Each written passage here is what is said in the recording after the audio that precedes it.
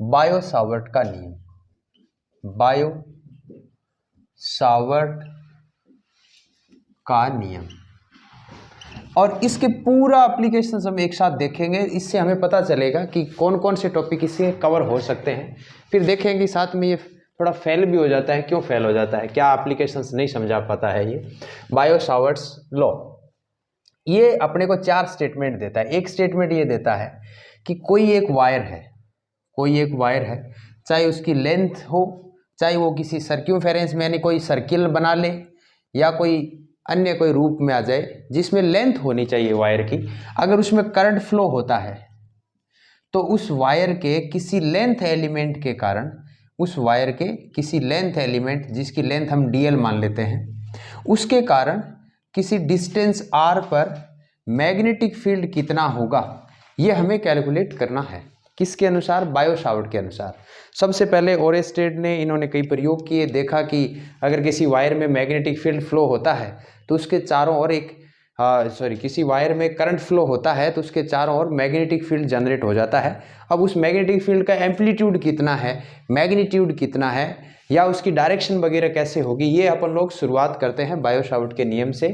हम देखते हैं कि कोई एक वायर है जो हो सकता है इनफाइनाइट लेंथ का हो सकता है वो फाइनाइट लेंथ का हो। अगर उसका लेंथ एलिमेंट dl लिया है जो किसी लाइन एडजॉइंटिंग पॉइंट के साथ थीटा एंगल बनाता है, तो इसमें 4 बातें हमारे लिए हैं कि इस धारावाही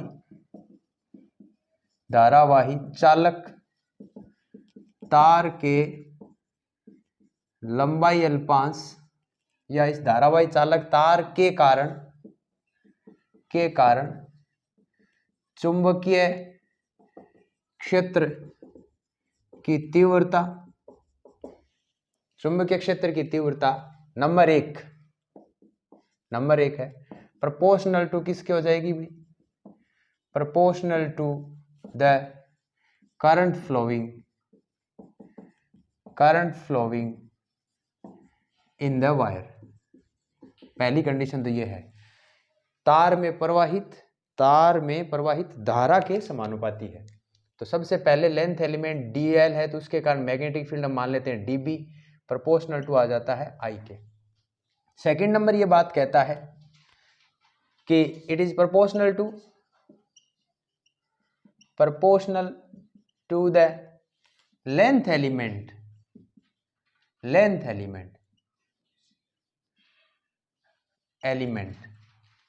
तो dB प्रोपोर्शनल टू आ जाता है dl के। नंबर थर्ड बात कहता है proportional to the sine of angle subtended between line adjoining and length element.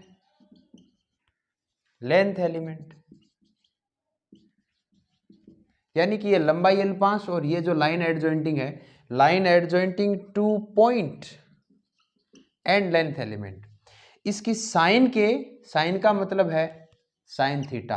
तो dB प्रोपोर्शनल टू हमारे पास आ गया साइन थीटा के। हिंदी में अगर बात करें तो हम सेकंड नंबर को क्या बोल सकते हैं? लंबाई अल्पांश के समानुपाती है, मतलब कि dB प्रोपोर्शनल टू क्या है? dl। तीसरा हम कह सकते हैं कि बिंदु को लंबाई अल्पांश से मिलाने वाली रेखा तथा लंबाई अल्पांश के मध्य बने कोण की ज्या के समानुपाती है। पूरी लाइन सुनना, लंबाई अल्पांश तथा बिंदु को मिलाने वाली रेखा के मध्य बनने वाले कोण की ज्या के समानुपाती है, अर्थात dB प्रोपोर्शनल टू क्या है? साइन थीटा है। नेक्स्ट अपन बात करें इसकी थर्ड कंसेप्ट इनकी या फोर्थ कंसेप्ट इनकी क्या है? फोर्थ कंसेप्ट ये है कि it is inversely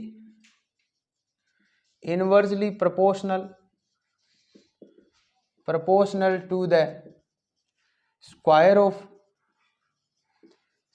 of distance between length element and and point या लेंथ एलिमेंट टू पॉइंट,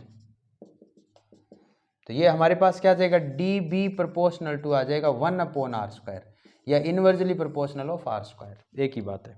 तीसरी बात चौथी बात हम लिख सकते हैं कि यह बिंदु तथा लंबाई अल्पांश के मध्य दूरी के वर्ग के व्युत्क्रमानुपाती है। वर्ग के व्युत्क्रमानुपाती है, दूरी के वर्ग के व्युत्क्रमानुपाती। ये चार कंसेप्ट हमारे पास आई है। इन चारों को जस्ट हम नीचे लिखें और एक साथ लिखें तो हमारे पास आ जाता है डी बी प्रोपोर्शनल टू आ जाता है आई डी एल साइन थीटा, ये तीनों तो प्रोपोर्शनल में थे, अपॉन आ जाएगा r²। जैसे ही प्रोपोर्शनलिटी कांस्टेंट हटाते हो समानुपाती कोई नियतांक आता है, that is μ0/4π I D L sine theta upon आ जाएगा r²। ये हमारे पास मैग्नेटिक फील्ड का मैग्नीट्यूड है कि अगर कोई वायर में कोई करंट फ्लो हो रहा है आई, और उस आई करंट फ्लो होने से उस वायर के लेंथ एलिमेंट लंबाई अल्पांश जो dl है उसके कारण मैग्नेटिक फील्ड कितना होगा, उसका सूत्र मेरे पास आ गया है बायो सावर्ट के अनुसार μ0 I D L sine theta upon 4πr², जहां वेहर हमारे पास μ0/4π जो है उसका मान आता है 10⁻⁻⁷। अब इसकी यूनिट लिखनी है। यूनिट के लिए हमें पता है कि डीबी किस में है, टेस्ला में, तो मीटर स्क्वायर ऊपर चला जाएगा, तो टेस्ला मीटर स्क्वायर अपॉन क्या आ जाएगा भाई, अपॉन क्या आ जाएगा आई डी एल साइन थीटा, कोई यूनिट है नहीं, तो आई किस में होता है एम्पियर में, इंटू मीटर, मीटर से 1 मीटर चला गया। फाइनली मेरे पास यूनिट क्या रह गई, टेस्ला मीटर प्रति एम्पियर। ये इसकी यूनिट किसकी है, μ0/4π की है। या फिर μ0 का मान देखें तो μ0 का मान आ जाता है 4π × 10⁻⁷ टेस्ला मीटर प्रति एम्पियर। ये है, इसको अन्य यूनिटों में भी हम कन्वर्ट कर सकते हैं। ये μ0 जो है ये कहलाती है निर्वात की चुंबकशीलता, निर्वात की चुंबकनशीलता या चुंबकशीलता भी कह सकते हो। ये सेम वैसा ही मान है जिस प्रकार इलेक्ट्रिक फील्ड में एप्सिलॉन 0 आता है, मैग्नेटिक फील्ड में μ0 है। सिमिलरली वही बात है। परमिएबिलिटी या permittivity of vacuum, magnetic permittivity of vacuum μ0, ये तो हमारे पास था बायो सावर्ट का नियम। हम इसी को लेके अब इसके कुछ एप्लीकेशंस लेने वाले हैं, जिसमें मुख्य रूप से हमारे पास है सर्कुलर कोयल, उसके सेंटर पर मैग्नेटिक फील्ड कितना होगा, उसके अक्ष पर मैग्नेटिक फील्ड कितना होगा, और उसके बाद हम पढ़ेंगे कि किसी वायर के कारण एक infinitely consider a circular coil of radius r and having number of turns and carrying current I। माना एक कोई वर्ताकार कुंडली है जिसकी त्रिज्या r है, फेरों की संख्या n है, और उसमें I धारा प्रवाहित हो रही है, तो उसके केंद्र पर मैग्नेटिक फील्ड कितना होगा। हम कंसीडर कर लेते हैं कोई एक लेंथ एलिमेंट, इसमें भी कोई लेंथ एलिमेंट कंसीडर कर सकते हैं। ये लेंथ एलिमेंट कंसीडर कर लिया, इसकी लंबाई हमने dl कह दी। तो कोई भी लेंथ एलिमेंट जो सर्क्यूमफेरेंस पे लिया जा रहा है, जो इसकी परिधि पे लिया जा रहा है, वो हमेशा उसके अक्ष के साथ या इस पॉइंट के साथ 90 डिग्री का एंगल बनाएगा। तो साइन थीटा का मान 90 डिग्री। सिंपल सा सूत्र लगा देंगे, dB बराबर क्या लिखेंगे कि according Biot Savart's law, Biot Savart के नियमानुसार क्या लिखेंगे, dB बराबर μ0/4π I D L sine theta upon क्या आ जाएगा r²। मैं सिंपल सी बात कर रहा हूं कि ये बात लिख देंगे, हेयर थीटा कितना है 90 डिग्री है, बस इतना सा ही बात करना है। तो dB का मान क्या आ जाएगा, μ0 आई डी एल अपॉन आ जाएगा 4π r²। मैं टोटल मैग्नेटिक फील्ड की बात करूंगा, कुल चुंबकीय क्षेत्र केंद्र पर, ये सेंटर O पर, तो आ जाएगा B का मान आ जाएगा 0 से 2πr तक लिमिट लगा दो और इंटीग्रेशन dB का कर दो। dB का मान कितना है, μ0 I अपॉन 4π स्मॉल r², ये बाहर निकाल दो, इंटीग्रेशन कर दो 0 से 2πr तक dl का। अब dl का मतलब क्या है, dl का मतलब भी यही है, dl का मतलब है इसकी टोटल सर्क्यूमफेरेंस, उसका मान है कितना 2πr। वैसे भी dl का इंटीग्रेशन करेंगे तो होगा l, और l की जगह मान रखेंगे 2πr, तो वापस 2πr ही आना है। तो फाइनली मेरे पास b इजिकल टू क्या आ जाएगा, μ0 I अपॉन 4πr² और इंटीग्रेशन l का मान कितना है 0 से 2πr और जैसे ही वैल्यू रखेंगे तो फाइनली हमारे पास उत्तर आ जाएगा, हमारे पास इसका उत्तर आएगा b बराबर म्यू 0/4 पाई अपॉन आ जाएगा आर स्क्वायर, और यहाँ वैल्यू आ जाएगी 2πr। अब 2π से 4π कैंसिल, 2 टाइम्स r से एक r कैंसिल, r की जगह मैंने यहाँ कैपिटल R लिया है, तुम कैपिटल R ले सकते हो, कैपिटल R ले सकते हो, यहाँ पर स्मॉल r भी ले सकते हो, ये कोई बड़ी बात नहीं है, स्मॉल r भी ले सकते हो। तो यहाँ पर भी फिर कैपिटल R ही लिखना पड़ेगा अपने को हर जगह, यहाँ हर जगह फिर कैपिटल R लिखना पड़ेगा, क्योंकि मैंने स्मॉल r ले लिया तो आप स्मॉल r यूज कर सकते हो, कैपिटल R भी यूज कर सकते हो। जैसे मैंने यहाँ यहीं चेंज कर दूँ उचित रहेगा, ये स्मॉल r यहीं यूज कर दो, स्मॉल r यहीं यूज कर लेते हैं, तो कैंसिल हो गया, यहाँ r स्क्वायर था, क्या कैंसिल बचा, फाइनली उत्तर मेरे पास बच गया है b बराबर म्यू 0 I अपॉन बच गया है 2r, दैट्स ऑल, ये मेरे पास आंसर आ गया। ये है किसी कॉइल के सेंटर पर मैग्नेटिक फील्ड। अगला हम टॉपिक याद करना जा रहे हैं कि अगर कोई सर्कुलर कॉइल है और उसके अक्ष पर मैग्नेटिक फील्ड ज्ञात करना पड़े तो कैसे ज्ञात करेंगे, जो इंपॉर्टेंट भी है, 3 नंबर का क्वेश्चन बनता है, और 2024 के लिए तो आप 100% इसको मान के चलो कि चैप्टर नंबर 4 से 3 नंबर का जो क्वेश्चन बनेगा वो सर्कुलर कॉइल के अक्ष पर मैग्नेटिक फील्ड कितना है। वर्ताकार कुंडली के हमारा नया टॉपिक फिर क्या बन जाएगा भाई, धारावाही वृत्ताकार कुंडली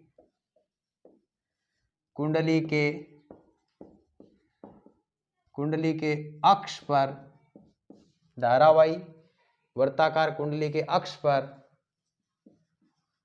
चुंबकीय क्षेत्र, बस सिंपल सा, नाम से ही जो लाइन लिखी है उसी हिसाब से क्वेश्चन आ जाता है, determine the magnetic field on the axis of circular coil. तो हमारा टॉपिक भी यही है, magnetic field at the axis of circular coil, current carrying circular coil लिख दो, करंट कैरिंग सर्कुलर कॉइल, ये हमारा टॉपिक बन गया। अब इसमें कैसे ज्ञात करें, देखो बहुत ही सिंपल वे में, कंसीडरेशन वैसी की वैसी मान लेंगे हम कि माना एक कोई वर्ताकार कुंडली है, चूंकि अभी मैंने इससे पहले वाले में क्या लिखा था, B = लिखा था म्यू 0 I अपॉन 2r, मैंने नंबर ऑफ टर्न्स भी लिए हैं, जितने ज़्यादा फेरों की संख्या होती है मैग्नेटिक फील्ड उतना ही ज़्यादा होता है, उसको उसी से मल्टीप्लाई करो, तो फाइनली म्यू 0 NI/2r भी आ सकता है। n का मान अगर 1 हो, फेरों की संख्या 1 हो, तो ये सूत्र ऊपर वाला बन जाएगा, और अगर फेरों की संख्या 9, 10, 11, 12, 100, 1000 जितने हो तो उसे मल्टीप्लाई कर दो, मैग्नेटिक फील्ड भी उतना ही बढ़ता जाएगा। हमारा अभी का जो उद्देश्य है वो है कि ये कोई सर्कुलर कॉइल है, इसकी रेडियस कैपिटल R मान लेते हैं, और इसके सेंटर से कोई x डिस्टेंस पर कोई पॉइंट है P, यहाँ मैग्नेटिक फील्ड ज्ञात करना है। वही तरीका बायो-सावर्ट हमें क्या बताता है, बायो-सावर्ट कहता है आप कोई 2 लेंथ एलिमेंट ले लो, एक लेंथ एलिमेंट मैंने ऊपर की साइड ले लिया, यहाँ से कोई मैग्नेटिक फील्ड देखेंगे इधर तो ये इसकी डायरेक्शन यहाँ होगी, कंसीडरेशन के हिसाब से हम ये मान लेते हैं कि अगर कोई लेंथ एलिमेंट है, मान लो AB लेंथ एलिमेंट है, इसके जस्ट अपोजिट साइड में दूसरी साइड में एक दूसरा एलिमेंट ले लेते हैं जो A', B' मान लेते हैं, और इसके कारण मैग्नेटिक फील्ड जो होगा उसकी डायरेक्शन इधर होगी। अब बहुत सारे विद्यार्थी इस बात को भूल जाते हैं कि ये कौन सी अक्ष है, मैं यहाँ P पॉइंट यहाँ बना रहा हूँ, चूंकि ये जो सर्कुलर कॉइल है इसका नॉर्मल जो डायरेक्शन है वो इधर है, इसकी अक्ष की डायरेक्शन में है, और जो हॉरिजेंटल डायरेक्शन है वो ये है इसकी। इसका मतलब अगर मैं इस dB का कोई कंपोनेंट लेना चाहूं तो हॉरिजेंटल कंपोनेंट ये होगा इसका, और वर्टिकल कंपोनेंट ये होगा, ऊर्ध्वाधर घटक इस dB का इधर होगा एक, और क्षैतिज घटक इधर होगा। ये थोड़ा सा विशेष ध्यान रखें, डायग्राम बनाते समय ये अगर मिस्टेक हो गई तो उत्तर गलत हो जाएगा आपका। आपको ये समझना है कि ये जो सर्कुलर कॉइल है हमने डायग्राम में तो इसको 2 डायमेंशनली बनाया है, परंतु ये जो डायरेक्शन जा रही है ना ये हमारी तरफ है, इधर हवा में है ये। तो ऐसी कंडीशन में हम ये मानते हैं कि यहाँ का जो एंगल था वो बन रहा है 90 डिग्री, कितना डिग्री बन रहा है 90 डिग्री, ये थीटा था हमारे पास, और यहाँ इसके सामने वाला हम मान लेते हैं ये एल्फा है। चूंकि ये एल्फा है तो इधर का एंगल भी कितना होगा, एल्फा। जस्ट इसके अक्ष के साथ, जो हॉरिजेंटल अक्ष है, जो क्षैतिज अक्ष है, उसके साथ भी एंगल कितना होगा, एल्फा। ऐसे इस डीबी के लिए भी दो घटक होंगे।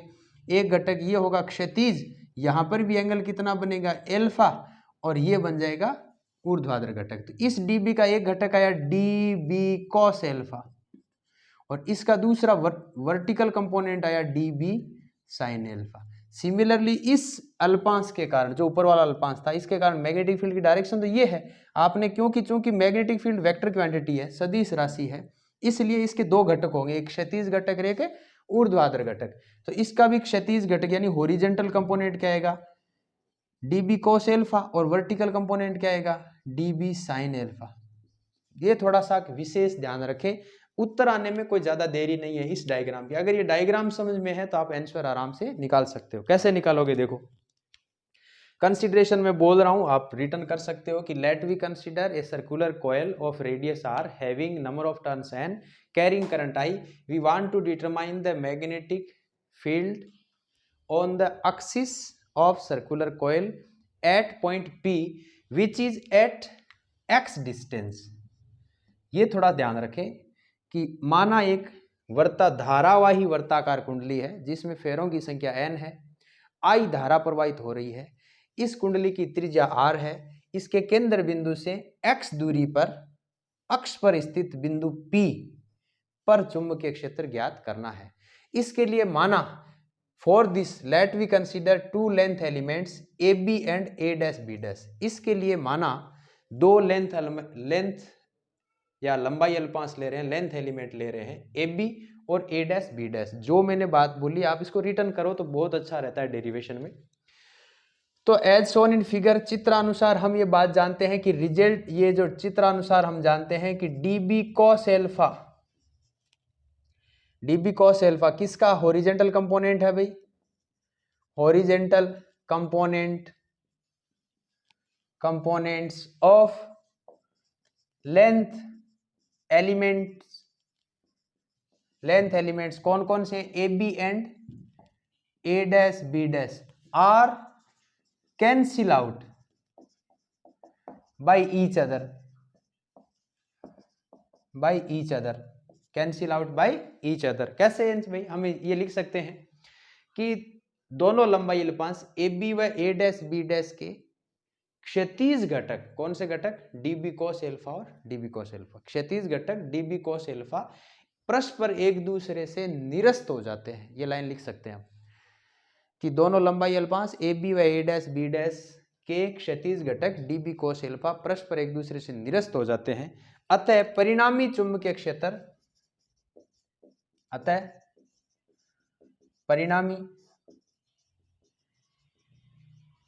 चुंबकीय क्षेत्र का जो मान है, परिणामी चुंबकीय क्षेत्र का जो मान है वो आएगा dB बराबर आएगा dB साइन एल्फा। अब एक प्रश्न आता है कि सर यहाँ dB साइन एल्फा में 2dB साइन एल्फा क्यों नहीं लिखा, क्योंकि इसके कारण भी dB साइन एल्फा आ रहा है, इसके कारण भी dB साइन एल्फा आ रहा है। मैंने इसलिए नहीं लिखा, मैंने सर्कुलर कॉइल को पूरे को मान के चला हूं मैं।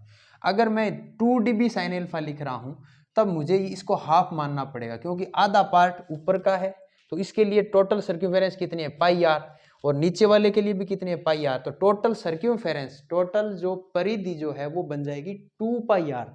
मैं इसका dB साइन एल्फा ले लूं और जब मैं इंटीग्रेशन करूंगा कंप्लीट के लिए तो वहां 2 पाई आर लिख दूंगा डायरेक्ट।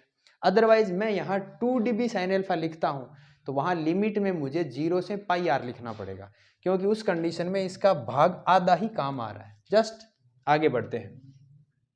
इस dB का मान क्या है बायो सावर्ट के अनुसार, इसका मान है μ0 I dl अपॉन 4 पाई। अब ये डिस्टेंस यहां से यहां तक मान लेता हूं स्मॉल r, कितनी मान लेता हूं, स्मॉल r। अब चूंकि स्मॉल r का मान इस डायग्राम के हिसाब से कितना आ रहा है, under root capital R square plus x square आ रहा है। ऐसे इधर वाला मान भी कितना आ रहा है, under root R square plus x square. Pythagoras पर में लगा सकते हो, इस ट्राइंगल में लगा दो ऊपर वाले, सेम का सेम ट्राइंगल नीचे भी तो बन रहा है। चलो तो यहां बन जाएगा small r square into sine theta, ये इस dB का मान है, याद रखना, या यहाँ dB डैश कह दो रिजल्टेंट के लिए, और क्या, तो ये dB का मान ये है। चूंकि हमें पता है साइन थीटा, थीटा कितना है 90 डिग्री, तो थीटा कितना है 90 डिग्री, इसलिए साइन थीटा का मान कितना हो जाएगा, साइन 90 का मान 1 हो जाएगा। सो dB डैश का जो मान है वो आ जाएगा mu 0 I D L upon आ जाएगा 4 pi small r square into sine alpha आ जाएगा। इस dB की जगह मैंने मान रख दिया। बस आगे बढ़ते हैं, टोटल मैग्नेटिक फील्ड की बात कर लेते हैं। Total magnetic field at the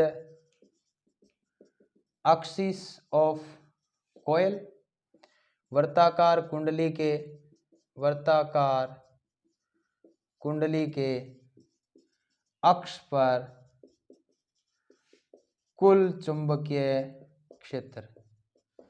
तो कुल चुंबकीय क्षेत्र के लिए हम क्या करेंगे भाई साहब, B इज इक्वल टू कर देंगे इंटीग्रेशन ऑफ ये आ जाएगा पूरा का पूरा मान म्यू 0। इंटीग्रेशन के अलावा अगर साइन इसका भी मान रख दें तो भी चलेगा। चलो mu 0 I D L upon 4 pi r square into sine alpha. D L का मान बाकी जो कांस्टेंट है बाहर निकाल देंगे, mu 0 I upon 4 pi small r square, और साइन एल्फा भी बाहर निकाल देंगे। इंटीग्रेशन किसका कर देंगे, इंटीग्रेशन हम कर देंगे इसका, इंटीग्रेशन कर देंगे 0 से 2 पाई, इसकी रेडियस कैपिटल R है इसलिए हम लिखेंगे 2 pi capital R of dl। Finally उत्तर क्या आने वाला है मेरे पास, फाइनली उत्तर आने वाला है म्यू 0 आई इंटू साइन एल्फा भी लिख दो, डिवाइड बाई dl का इंटीग्रेशन L करेंगे, लिमिट रखेंगे 2 पाई कैपिटल R, यहाँ 2 पाई कैपिटल R लिमिट रख दी, क्योंकि इंटीग्रेशन L होगा, upper limit minus lower limit 0 है तो अपर लिमिट कितनी है 2 पाई R, 2 पाई से ये 4 पाई कैंसिल हो गया 2 टाइम्स। फाइनली उत्तर क्या आ रहा है मेरे पास, म्यू 0 आई और कैपिटल R भी आ रहा है इसमें इंटू साइन एल्फा, यहाँ केवल कैपिटल R बचा है, 2 पाई से ये 4 पाई 2 टाइम्स कट गया, साइन एल्फा अपॉन आ जाएगा मेरे पास 2 स्मॉल r स्क्वायर। ये स्मॉल r का मतलब है root of r square plus x square, और कैपिटल R का मतलब है रेडियस। अब मैं कह दूं चूंकि फेरों की संख्या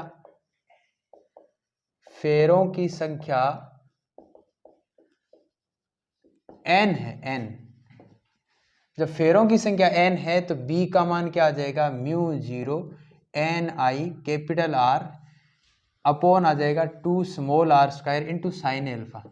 अब मैं चित्रानुसार क्या लिख दूंगा, एज शोन इन फिगर या बाई फिगर, फिगर से मुझे क्या मिल रहा है साइन एल्फा। साइन एल्फा का मान कितना है, लंब बट्टा कर्ण, लंब कितना है r बट्टा कर्ण कितना है स्मॉल r, ये मान रख दूंगा यहाँ पर, तो ये मान आ जाएगा b बराबर mu 0 n I capital R upon 2 r square, sine का मान है कैपिटल R बटा स्मॉल r।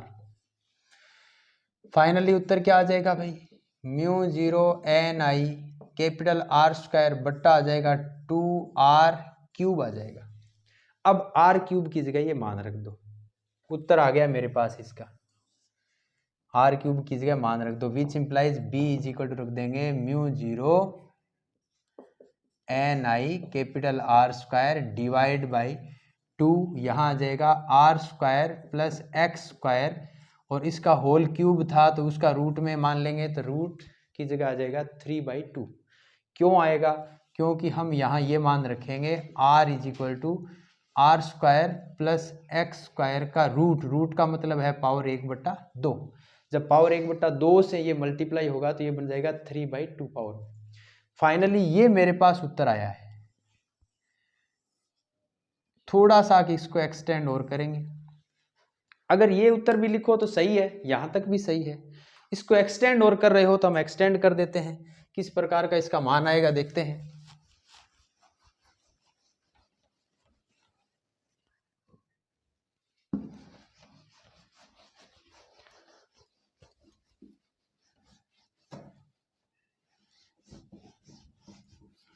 एक्सटेंड कैसे करेंगे, ली के कारण चुंबकीय क्षेत्र आया है mu zero N I R square upon आया है 2 R square plus x square की पावर 3/2। सूत्र तो यहां तक सही है।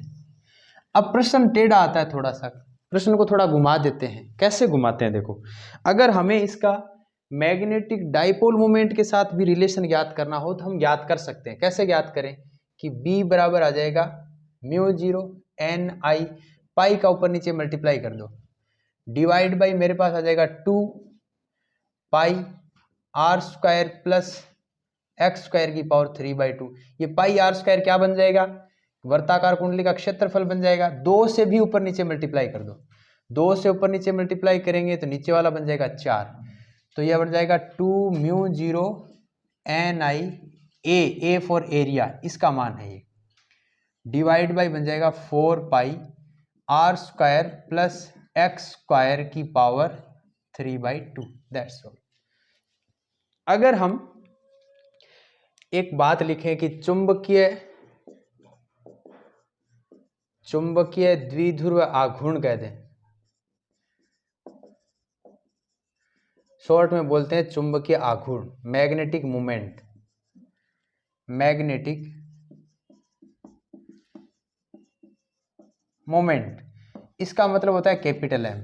ये दो, या तो बार मैग्नेट है, तो बार मैग्नेट यानी छड़ चुंबक के लिए तो हम कहते हैं कि उत्तरी ध्रुव और दक्षिणी ध्रुव के बीच की लंबाई L मान लेते हैं। उत्तरी ध्रुव की पोल स्ट्रेंथ, ध्रुव प्राबल्यता कितनी है, +m, और इस साउथ पोल की है -m। तो इसके लिए तो कैपिटल M यानी कि द्विध्रुव आघूर्ण का मान आता है m × L, जो कि एक आवेश, आपने याद किया होगा द्विध्रुव आवेश की जब बात करते हैं हम, तो उसमें भी यही सूत्र होता है, बीच की डिस्टेंस 2a मान लेते हैं। तो इसमें इलेक्ट्रिक डाइपोल मोमेंट जो है वो कैपिटल P को रिप्रेजेंट करते हैं। इसकी डायरेक्शन -q से +q, ऐसे ही इसकी डायरेक्शन मैग्नेटिक डाइपोल मोमेंट की, चुंबकीय आघूर्ण की दिशा -m से +m होगी, और इसका सूत्र होता है 2aq। ये इलेक्ट्रिक फील्ड के अंदर कंसेप्ट है, और ये है मैग्नेटिक फील्ड में। ऐसे ही कोई एक बार मैग्नेट की जगह हमारे पास कोई सर्कुलर कॉइल है जिसमें करंट फ्लो हो रहा है, तो वो भी एक छड़ चुंबक की तरह व्यवहार करती है। ये प्रश्न कई बार आया गया है कि सिद्ध कीजिए कोई एक छड़ चुंबक है वो और एक धारावाही कुंडली दोनों समान व्यवहार करती है, या एक धारावाही वृत्ताकार कुंडली छड़ चुंबक की तरह व्यवहार करती है। उसके लिए सूत्र क्या है, उसके लिए ये सूत्र है कि धारा इंटू क्षेत्रफल। अगर फेरों की संख्या n है तो NiA लिख देंगे, फेरों की संख्या 1 है तो I × A आ जाएगा। धारा इंटू उसका क्षेत्रफल किसको रिप्रेजेंट करेगा, चुंबकीय आघूर्ण को रिप्रेजेंट करेगा। जिस प्रकार इलेक्ट्रिक फील्ड में P का मान है, वैसे ही इसमें मैग्नेटिक फील्ड में M का मान है। तो ये वैल्यू जैसे ही मैं ऊपर रखता हूं तो B का सूत्र क्या आ जाएगा, 2 म्यू जीरो M अपॉन आ जाएगा 4 पाई। ये जो वैल्यू है आपको याद है r की वैल्यू है, तो r³, ये आप थोड़ा सा ध्यान दो तो वही सूत्र है जो इलेक्ट्रिक फील्ड में था। क्योंकि इलेक्ट्रिक फील्ड में सूत्र क्या होता है, किसी द्विध्रुव के अक्ष पर इलेक्ट्रिक फील्ड होता है 2kp अपॉन r³। k क्या है, कांस्टेंट, उस k की जगह यहाँ पर क्या मान है, μ0/4 पाई। ये कंपैरिजन भी है। ऐसे अगर प्रश्न आ जाए कि सिद्ध कीजिए धारावाही वर्ताकार कुंडली एक छड़ चुंबक की तरह व्यवहार करती है, तो आप डायरेक्ट ये सूत्र लिखो, यहाँ से ये सूत्र लिख दो, इसको कन्वर्ट कर दो इसमें NiA की जगह रख दो M, और फिर कंपैरिजन बता दो कि द्विध्रुव आघूर्ण के हिसाब से हम देखें तो धारावाही वर्ताकार कुंडली के अक्ष पर मैग्नेटिक फील्ड का सूत्र होता है 2 μ0 M/4 पाई r²। वेक्टर फॉर्म में लिखें तो आप वेक्टर इसको बता सकते हो M को। तो इस प्रकार किसी वर्ताकार धारावाही कुंडली के अक्ष पर चुंबकीय क्षेत्र का सूत्र ये भी है, ये सूत्र भी लिख सकते हो, मेन सूत्र ये है इसका। ठीक है, आगे इसकी कंडीशंस देखें तो हम मैग्नेटिक फील्ड कहाँ कितना होगा, तो x का मान आप 0 रखो तो सेंटर पर इसका मान आ जाएगा, वही आएगा। 0 रखते क्या, r², एक r से ये r² r³, ऊपर r² है। तो मैं कंडीशन लिखता हूं, अगर फर्स्ट कंडीशन कि x बराबर 0, इसका मतलब वृत्ताकार कुंडली के अक्ष पर चुंबकीय क्षेत्र, तो ये कितना आएगा भाई, B सेंटर में क्या आ जाएगा, mu zero N I R square divide by 2 capital R square plus X की जगह 0⁴/2। ये 2 से 2 कैंसिल, आर क्यूब बचा, ऊपर आर स्क्वायर है, कैंसिल हो जाएगा तो बच जाएगा म्यू जीरो एन आई बट्टा 2r बचेगा। आपको याद है अभी हमने डेरिवेशन से ये मान निकाला है, किसी वर्ताकार धारावाही कुंडली के सेंटर पर यानी केंद्र पर चुंबकीय क्षेत्र आता है म्यू जीरो एन आई बटा 2r। अगर फेरों की संख्या 1 है तो म्यू जीरो आई बटा 2r आ जाएगा। ऐसे ही सेकंड केस हमारे पास है कि अगर x का मान r/2 हो, r/2 हो मतलब त्रिज्या का आधी दूरी पर जाते हैं, तो x की जगह ये मान रख दो, x की जगह कितना रख देंगे br/2, that is become mu zero N I R square whole divide by आ जाएगा 2r स्क्वायर प्लस r/2 का होल स्क्वायर की पावर 3/2। दैट्स बिकम, और करें क्योंकि x का मान r/2 डिस्टेंस पे रखा है तो इसका मान मेरे पास आ जाएगा br/2 डिस्टेंस पर कितना मान आएगा mu zero N I R square divide by 2। यहाँ वैल्यू आ जाएगी मेरे पास, ये r की पावर 2 है, 2 की पावर स्क्वायर है तो 4 आनेगा, 4 का एलसीएम लूंगा तो ये बन जाएगा 5r स्क्वायर बटा 4, 5r square by 4 whole power आ जाएगा 3/2। इसको जब एक्सटेंड करूंगा 3/2 का मतलब क्या है, 3/2 का मतलब जैसे x की पावर 3/2 करूँ, इसका मतलब क्या है, एक x है और एक रूट x है, यही तो मतलब है इसका। 3/2 का मतलब क्या है 1 + 1/2, एक बार पावर 1 एक बार 1/2। ऐसे ही मैं इसके लिए लिखूंगा तो क्या बन जाएगा mu zero N I R square whole divide by, इस आर स्क्वायर से दिया आर क्यूब बचेगा, यहाँ आ जाएगा 2 5√5 डिवाइड बाई 4√4 और आर क्यूब। अब आर स्क्वायर कैंसिल हो गया, ये मान कहाँ चल रहा है br/2 से चल रहा है। फाइनली मेरे पास उत्तर क्या आएगा, 2 कैंसिल हो गया तो ये 2√4 ऊपर चला गया, या मैं इसको ऊपर भी ले जाऊं तो फाइनली उत्तर आएगा 4√4 mu zero N I, R तो गया काम से, आर स्क्वायर तो नीचे आ गया 10√5 इंटू आर, ये उत्तर आता है। और इसको मुझे अगर नीचे 2r बनाना पड़े, सेंटर के रूप में वैल्यू लिखनी पड़े, तो ये बन जाएगा 2 का ऊपर नीचे मल्टीप्लाई करो, 2 का ऊपर नीचे मल्टीप्लाई करेंगे तो ये बनेगा 8, ये भी तो 8 बन गया, √4 का मतलब क्या है 8, तो फाइनली उत्तर क्या आ जाएगा 8 म्यू जीरो एन आई बटा 5√5 इंटू 2r लिख दो, ये बेटर रहेगा।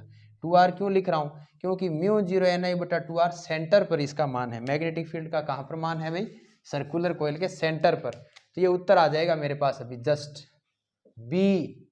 ये इसलिए टर्म मैंने करवाई है कि ये भी सेकंड केस जो है ये अपने आप में एक क्वेश्चन है, आपसे पूछा जा सकता है कि किसी सर्कुलर कॉइल के अक्ष पर x बराबर r/2 डिस्टेंस पर मैग्नेटिक फील्ड कितना होगा, तो आप डायरेक्ट अप्लाई करो, ये सूत्र लिखो डायरेक्ट, ये वाला सूत्र, इसमें x की जगह ये मान रख दो r/2 और ये सॉल्यूशन हो जाएगा आपके पास। दैट्स बिकम, ये आ जाएगा 8 क्योंकि √4 का मान कितना है 2, और mu zero N I divide by मेरे पास ये mu zero N I divide by 5√5 of 2r था, इसको मैं लिख दूंगा बी सेंटर, तो 8/5√5 ऑफ बी सी, ये कितना आया भाई साहब, ऐसे भी आ सकता है,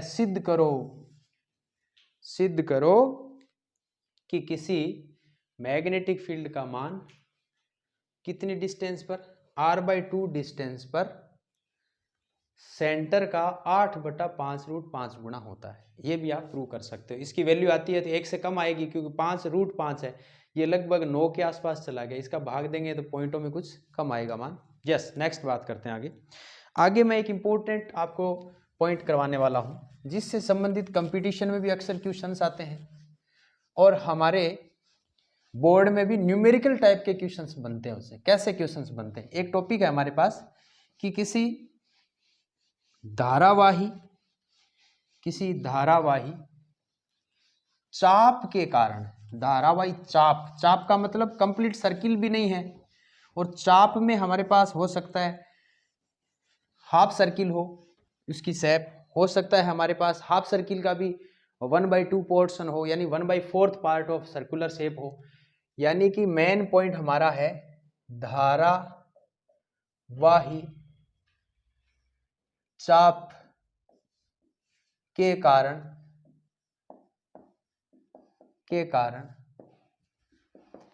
चुंबकीय क्षेत्र। बहुत ही शानदार टॉपिक है, हमें बहुत सारी टर्म्स दे देगा। Magnetic field due to a arc of current carrying या करंट कैरिंग आर्क भी लिख सकते हो, ARC आर्क। अब हम मान लेते हैं कि माना let we consider a arc of radius, capital R कह दो या स्मॉल आर कह दो, स्मॉल आर लिख दिया चलो, having angle theta and it's arc is DL। अब DL का मान क्या होगा भाई, एंगल इंटू रेडियस होगा, कोण इंटू थीटा, सॉरी कोण इंटू त्रिज्या। तो हम कह देंगे कि चाप बराबर क्या होगा भाई, कोण इंटू त्रिज्या। चाप क्या है, DL, जो लंबाई L5 है, यहां से यहां तक करंट फ्लो हो रहा है, ये इसकी रेडियस है, ये सेंटर पर मैग्नेटिक फील्ड ज्ञात करना है। ये आ जाएगा कोण इंटू थीटा। सारा खेल इसी का है, बस हम बायो-सावर्ट का नियम लगाएंगे, dB बराबर μ0.4 पाई। नंबर ऑफ टर्न्स इसमें हम मान ही नहीं रहे कि एक आर्क है तो नंबर ऑफ टर्न्स कुछ है ही नहीं इसका। I DL sign theta upon R², ये सूत्र है बायो-सावर्ट के अनुसार। चूंकि कोई भी सर्कुलर शेप बने, चाहे वो कंप्लीट सर्किल बने, मान लो ये कंप्लीट सर्किल बनता है ऐसे, तो भी लेंथ एलिमेंट के साथ इसकी रेडियस जो है वो 90 डिग्री का एंगल बनाती।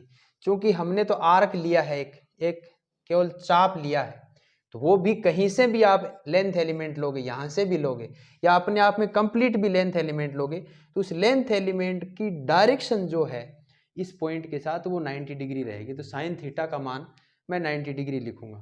अब 90 इसलिए लिख रहा हूं क्योंकि DL की जगह मैं R थीटा लिख रहा हूं, बस खत्म बात यही। तो ये आ जाएगा μ0I DL बटा 4 पाई R² that is become DB। तो कंप्लीट मैग्नेटिक फील्ड कितना आ जाएगा, 4 पाई R²। DL की जगह कितना मान रख दूंगा भाई, थीटा इंटू R। फाइनली उत्तर क्या आ जाएगा, B बराबर आ जाएगा μ0I और थीटा अपॉन आ जाएगा 4 पाई R। अब सारा का सारा खेल इस सूत्र पे आ गया। स्पेशल केस लगा देता हूं, फर्स्ट केस। ये सूत्र याद रखना आप, ये सूत्र भी याद रखो तो भी चलेगा, ये सूत्र याद रखो तो भी उत्तर आ जाएगा। कोई सी भी कंडीशन, मैं 3-4 कंडीशन सब क्रिएट कर रहा हूं जो अपने आप में न्यूमेरिकल क्वेश्चन है, हमारे किसी में एग्जाम्पल में आ जाता है, कभी नीट में आ जाता है, कहीं किसी बड़े एग्जाम में आ जाता है, कंपटीशन एग्जाम में आ जाता है। उस समय सोचना पड़ता है कि अब इसका उत्तर कैसे निकालें। मेन रही बात डायरेक्शन की, तो डायरेक्शन के लिए आपके पास 2-3 नियम है, आप कोई सा ही एक नियम लगा सकते हो। राइट हैंड प्लाम रूल लगा सकते हो, थंब रूल लगा सकते हो, मैक्सवेल का नियम लगा सकते हो, स्क्रू नियम से निकल सकता है। कैसे, देखो अब चलो आगे बढ़ते हैं। पहली कंडीशन लगा रहा हूं, determine the magnetic field due to arc. अब ये आर्क हमें पता है थीटा कितना ले रहा है, π/2 ले रहा है, डिस्टेंस रेडियस इसकी R है, सेंटर पर मैग्नेटिक फील्ड ज्ञात करना है। अब हमें डायरेक्शन देखनी हो मैग्नेटिक फील्ड की, तो आप एक ही बात याद रखो, अगर करंट एंटी क्लॉकवाइज फ्लो हो रहा है तो सेंटर पर यानी सामने वाले फेज पर कैसा पोल बनाएगा भाई, नॉर्थ पोल बनाएगा। नॉर्थ पोल का मतलब मैग्नेटिक फील्ड आउटवर्ड होगा। आउटवर्ड मैग्नेटिक फील्ड के लिए हम डॉट यूज करते हैं सिंबल। और अगर कोई भी सर्कुलर कॉइल हो उसमें करंट क्लॉकवाइज डायरेक्शन में फ्लो हो रहा है तो साउथ पोल क्रिएट करेगा। साउथ का मतलब है इनवर्ड डायरेक्शन में मैग्नेटिक फील्ड होगा। मैग्नेटिक फील्ड किधर होगा, अंदर की ओर होगा। बस इतना सा याद रखो। अब कोई वायर भी अगर आप ले रहे हो, कोई सीधा वायर है, इसमें अगर आपको करंट देखना है तो आप फ्लेमिंग का राइट हैंड रूल यूज करो। इसमें अंगूठे की डायरेक्शन में करंट बताओ, ट्विस्टेड फिंगर है वो रिप्रेजेंट करती है मैग्नेटिक फील्ड को। तो इसमें ट्विस्टेड फिंगर इधर की तरफ अंदर की तरफ होगी तो इधर साउथ पोल होगा, इधर से ट्विस्टेड फिंगर बाहर निकल रही है तो आउटवर्ड यानी नॉर्थ पोल इधर बनेगा और साउथ पोल इधर। ऐसे ही कोई वायर है ये, इसमें करंट नीचे की तरफ जा रहा है, नीचे की तरफ जा रहा है तो मुझे डायरेक्शन बदलनी पड़ेगी इस प्रकार से। इसका मतलब इधर साउथ पोल हो जाएगा इसके और इधर क्या हो जाएगा, नॉर्थ पोल।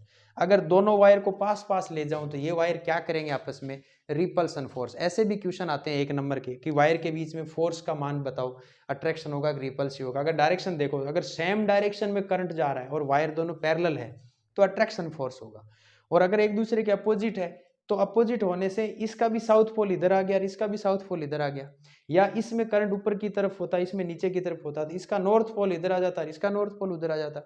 कि रहने का मतलब ये है कि दोनों ही वायर अगर अपोजिट डायरेक्शन में करंट फ्लो कर रहे हैं तो रिपल्सिव फोर्स लगेगा, सेम डायरेक्शन में है तो अट्रैक्शन फोर्स लगेगा। बात हमारी यहाँ चल रही थी, हम कह रहे हैं कि मैग्नेटिक फील्ड का मान जो है μ0 I इंटू थीटा अपॉन, हमारे पास क्या सूत्र था भाई साहब, 4πr था, ये सूत्र था। फाइनली ये उत्तर आया कहाँ से, अभी जस्ट अपने चर्चा की वहां से। थीटा का मान रख दो, μ0 I, थीटा का मान है π/2 डिवाइड बाई 2 नीचे आ जाएगा हमारे पास, डिवाइड बाई है 4πr, पाई से पाई कैंसिल, फाइनली उत्तर क्या आया μ0 I बटा 8r। ये हम इस प्रकार के क्वेश्चंस हल करते हैं जो बहुत बार कंपटीशन में पूछे गए हैं। एक कंडीशन और बता देता हूं, अब इसमें मैग्नेटिक फील्ड की डायरेक्शन भी बतानी पड़ जाए तो क्या बताओगे आप, यहाँ ध्यान से देखो, करंट किस डायरेक्शन में, एंटी क्लॉकवाइज, तो मैग्नेटिक फील्ड की डायरेक्शन किधर होगी भाई साहब, मैग्नेटिक फील्ड की डायरेक्शन होगी आउटवर्ड, क्योंकि एंटी क्लॉकवाइज डायरेक्शन में है। ऐसे ही अगर मेरे पास इस प्रकार की शेप हो जाती ऐसे, तो यहां एंगल कितना बन रहा है, यहां बन रहा है पाई प्लस π/2, तो ये बन जाएगा शायद 3π/2, 3π/2 बनेगा, 270 डिग्री का एंगल बन रहा है। रेडियस r,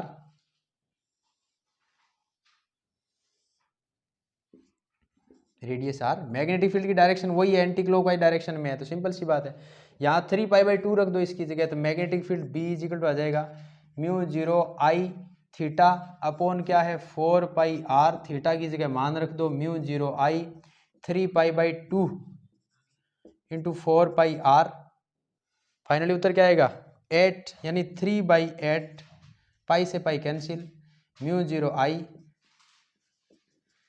अपॉन आ जाएगा r। ये हमारे पास आंसर आएगा ऐसी कंडीशन में। अगर मैं कंप्लीट सर्किल भी ले लेता हूं तो भी उत्तर आ जाएगा। देखो कंप्लीट सर्किल के लिए क्या उत्तर आएगा, आपको याद होगा कंप्लीट सर्किल के लिए सूत्र क्या होता है, B बराबर होता है μ0 I अपॉन 2r होता है। देखते हैं क्या उत्तर आता है। ये सर्किल है मान लो, और इसके कारण मैग्नेटिक फील्ड ज्ञात है, इसमें थीटा कितना होगा 2π, थीटा कितना होगा 2π, रेडियस कितनी है r, तो फाइनली उत्तर आ जाएगा μ0 I, थीटा की जगह क्या रख देंगे 2π डिवाइड बाई क्या था 4πr, कैंसिल हो गया, तो फाइनली उत्तर क्या बच गया μ0 I बटा 2r। अगर एक टर्न्स है, एक फेरों की संख्या, एक ही राउंड है वायर का, तो ये सूत्र, n फेरों की संख्या n से मल्टीप्लाई कर दो। मेरा कहने का अर्थ ये है कि आपको अगर ये सूत्र याद है dB बराबर μ0 I dl sign theta upon 4πr², तो इससे आप बहुत सारे एप्लीकेशंस हल कर सकते हो। तो आज के लिए बस इतना ही, फिर मिलते हैं नए टॉपिक के साथ, नई ऊर्जा के साथ, तब तक के लिए धन्यवाद।